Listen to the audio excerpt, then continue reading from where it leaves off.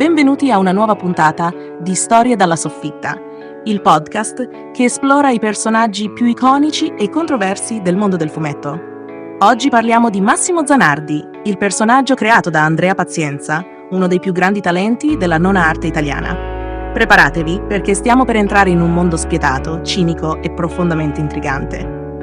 Massimo Zanardi, detto Zanna, è il protagonista di una serie di storie che hanno segnato profondamente il fumetto italiano degli anni '80.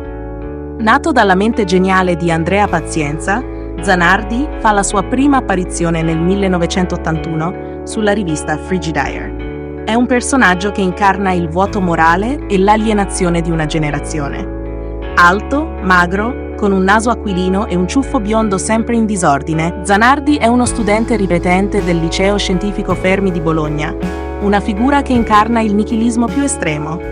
Le storie di Zanardi sono un tuffo nel degrado morale e nella violenza gratuita. Insieme ai suoi due amici, Roberto Cola Scolasanti e Sergio Pietra Petrilli, Zanardi si muove in un mondo privo di scrupoli, dove tutto è lecito, dal furto all'omicidio.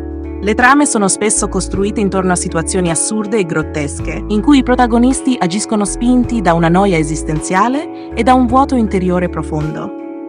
Un esempio emblematico è Verde Matematico, dove Zanardi e i suoi amici orchestrano un piano per sostituire la dose di droga di un compagno di scuola con della polvere per lavatrice, portandolo a una morte orribile.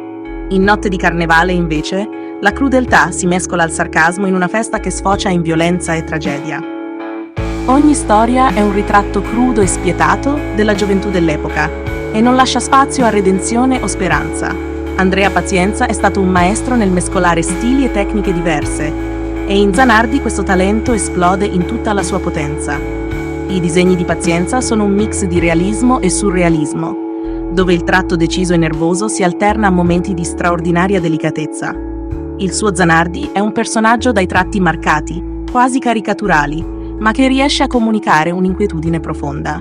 Le tavole di Pazienza sono spesso caratterizzate da un uso sapiente del bianco e nero, con un'attenzione maniacale per i dettagli e una capacità unica di trasmettere emozioni contrastanti.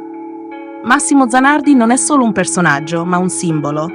Rappresenta la disillusione e il cinismo di una generazione che ha vissuto gli anni di piombo, il riflusso ideologico e la crisi dei valori.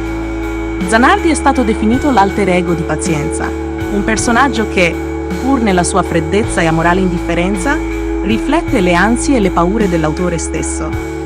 A 30 anni dalla scomparsa di Pazienza, Zanardi rimane uno dei personaggi più amati e studiati del fumetto italiano, oggetto di mostre, studi critici e nuove edizioni.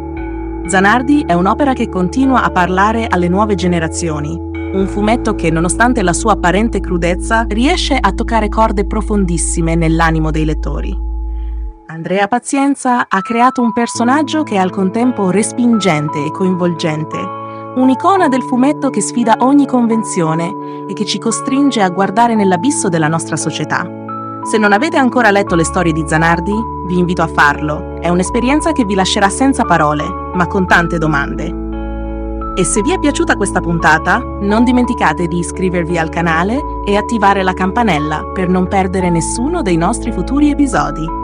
Grazie per essere stati con noi in questa puntata di Storie dalla soffitta. Alla prossima, per un nuovo viaggio nel mondo dei fumetti.